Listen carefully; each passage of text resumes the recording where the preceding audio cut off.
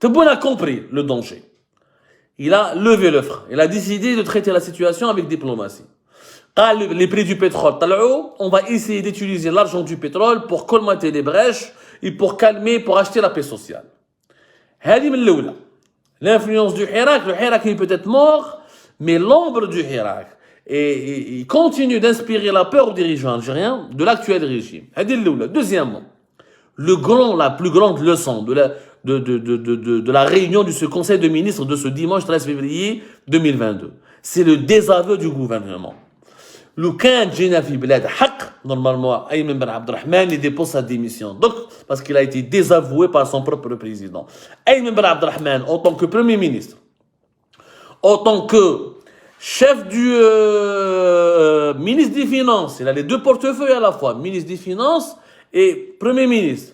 C'est le principal homme, c'est le principal artisan de la loi de finances 2022. C'est Ayman Ben Abdelrahman, هو le principal artisan de la loi de finances 2022. لو كان جا يعني كما نقولوا حنا في القبائل اللي ركز العالي كان عنده فريمون شلير مصح راجل يديميسيوني parce qu'il a été désavoué. الخدمه اللي خدمها ايمن بن عبد الرحمن et son gouvernement depuis septembre ou octobre 2021 ورواح c'est du pipi de chat, c'est du n'importe quoi. Ayman Ben Abdelrahman, il a prouvé qu'il n'est pas l'homme de la situation. Son gouvernement, c'est un gouvernement de pacotille, d'incompétents. Pourquoi? Il y a une crise économique. La crise économique de l'Algérie, l'Algérie ne gagne pas assez d'argent à cause de la baisse des prix du baril de pétrole en 2020. Aujourd'hui, elle ne gagne pas non plus assez d'argent parce qu'elle n'arrive pas à exporter beaucoup de pétrole et de gaz. Elle ne peut pas exporter énormément parce que sa production a beaucoup chuté, parce que ses réserves commencent à baisser et parce que ses investissements productifs ont été gelés en 2020. Et le gel de ces investissements productifs en 2020 ont provoqué une crise, une paralysie des efforts d'exploration et d'exploitation de ces réserves des hydrocarbures. Ce qui fait qu'elle ne peut pas beaucoup produire de pétrole et de gaz, donc elle ne peut pas exporter beaucoup. Surtout le pétrole, nous exportons plusieurs fois sur Algérie Part, nous produisons à peine 900 000 barils, 500 000 euros pour la demande intérieure, nous sommes un pays de 45 millions d'habitants, nous consommons beaucoup d'hydrocarbures localement, il y a à peine 400 000 sont destinés à l'exportation. Ça ne nous ramène pas beaucoup d'argent pour profiter d'un baril de pétrole de 94 ou de 95, ou de 91 ou de 92 $, comme c'est le cas maintenant. Le gaz, plus de 50% du gaz que nous produisons est destiné pour le marché national. Et les réserves sont en train de baisser et nous n'arrivons pas à pouvoir profiter de l'empilie des marchés mondiaux pour exporter davantage de gaz. Parce que nos réserves baissent, il faut 10 milliards de dollars de nouveaux investissements pour découvrir de nouvelles réserves. Et les nouvelles réserves, c'est du gaz de schiste. Et la demande nationale augmente. Entre 50 à 52% de notre gaz est consommé localement. Donc l'Algérie, المشكل تاعها شنو هي؟ ما عندهاش les capacités باش تدخل دراهم بزاف. Notre PIB national, il est totalement faible. En 2020, طحنا pratiquement à 140 milliards de dollars de PIB تاعنا.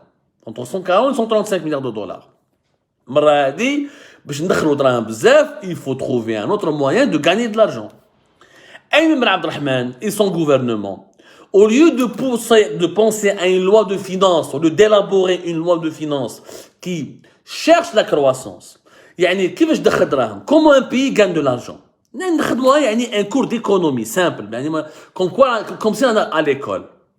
Comment un pays gagne de l'argent? Avec la croissance économique.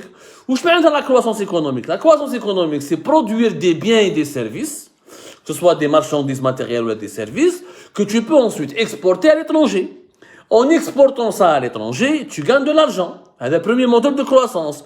Le deuxième moteur de croissance, c'est quoi dans un pays? Ça, c'est le b.a.-ba, c'est les principes élémentaires de l'économie. Le deuxième moteur de croissance, c'est la consommation intérieure. Ce que ton peuple consomme. Le pouvoir d'achat. Qu'il y a des pays qui n'exportent pas beaucoup, mais qui ont des consommations internes fortes, comme les pays européens. La France, par exemple, n'exporte pas comme l'Allemagne. L'Allemagne exporte plus que la France. Mais la France, elle arrive à avoir un peu de croissance économique parce que les Français dépensent beaucoup d'argent. Donc, quand des entreprises françaises ne peuvent pas exporter, elles vendent sur le marché français et les Français achètent des produits fabriqués par les entreprises françaises où on a de la croissance économique. Les deux moteurs de la croissance d'un pays, ce sont les exportations et la croissance interne. حنا ما عندناش les exportations excepté le pétrole et le gaz. Donc واش لازم دير؟ لازم دير une production nationale à travers laquelle tu peux exporter autre chose que le pétrole et le gaz. وعندنا une croissance économique, وعندنا une consommation interne qui est faible parce que les salaires des Algériens sont faibles, la monnaie elle est catastrophiquement en chute libre, donc elle impacte les salaires, elle impacte le pouvoir d'achat. Donc il fallait faire quoi? Il fallait encourager la consommation intérieure pour que les entreprises algériennes arrivent à fabriquer, à produire. Comme elles ne peuvent pas encore exporter, au moins elles arrivent à répondre, à satisfaire les besoins du pays. Donc diminuer les importations des pays, diminuer la facture des importations du pays et arriver à gagner à faire des bénéfices et de la croissance en vendant des produits aux consommateurs locaux, ce qu'on appelle la consommation interne. Et même Abdelrahman, qui dans la loi de finances de 2022, la production nationale, parce qu'il a imposé des taxes et un régime fiscal tellement, les impôts les a tellement augmentés que même les entreprises qui font dans la production, elles ont besoin de matières premières, elles ont besoin d'acheter des équipements industriels. Donc les coûts de production sont élevés, donc tu ne peux pas produire en Algérie parce que le régime fiscal il est défavorable. Il n'y a plus d'avantages fiscaux, il n'y a plus de climat d'affaires qui avantage les entreprises locales parce qu'on les a soumis à beaucoup de taxes, à beaucoup d'impôts. Deuxièmement, Ayman Abdelrahman il s'est attaqué à la consommation intérieure. هبول مهبول. يعني إنسان لا علاقة مع المينيستère des Finances. انت عندك normalement tu dois pousser les Algériens à consommer ماشي تتقبل la consommation intérieure. انت كي تطلع في لي تاكس على الكوميرس الكترونيك، تطلع في لي تاكس على لي سمارت ولي دروا دواني، تطلع في لي تاكس على لي برودوي alimentaires، tu augmentes les impôts، tu compliques la vie aux professions libérales. Donc les médecins vont augmenter leurs prestations, les dentistes vont augmenter leurs prestations. Donc du coup le pouvoir d'achat des Algériens طيح. Et qui طيح le pouvoir d'achat واش يصرا؟ يصرا باللي ما كاينش Algériens ne vont pas consommer، ما يصرفوش دراهمهم باسكو كلش غالي. وكي ما يصرفش كونت لو كونسوماتور ما يصرفش دراهمو، الشركه تاع البلاد هذيك ما تربحش، ما كاينش مرابح، ما كاينش دي بينيفيس، ما كاينش ربح. Donc l'activité économique est paralysée. En fait, la loi de finances 2022, elle ne s'attaque à aucun problème parce qu'elle n'apporte aucune solution. Elle n'a fait qu'aggraver le problème, ya jama'a. Elle n'a fait qu'aggraver le problème. C'est-à-dire qu'elle a aggravé la crise financière et économique parce qu'elle a plombé les entreprises algériennes, elle les a empêchées d'avoir des avantages fiscaux et d'avoir un climat d'affaires qui leur permet de produire avec des coûts de production comparables ou là des coûts de production maîtrisables ou là des coûts de production qui ne sont pas élevés.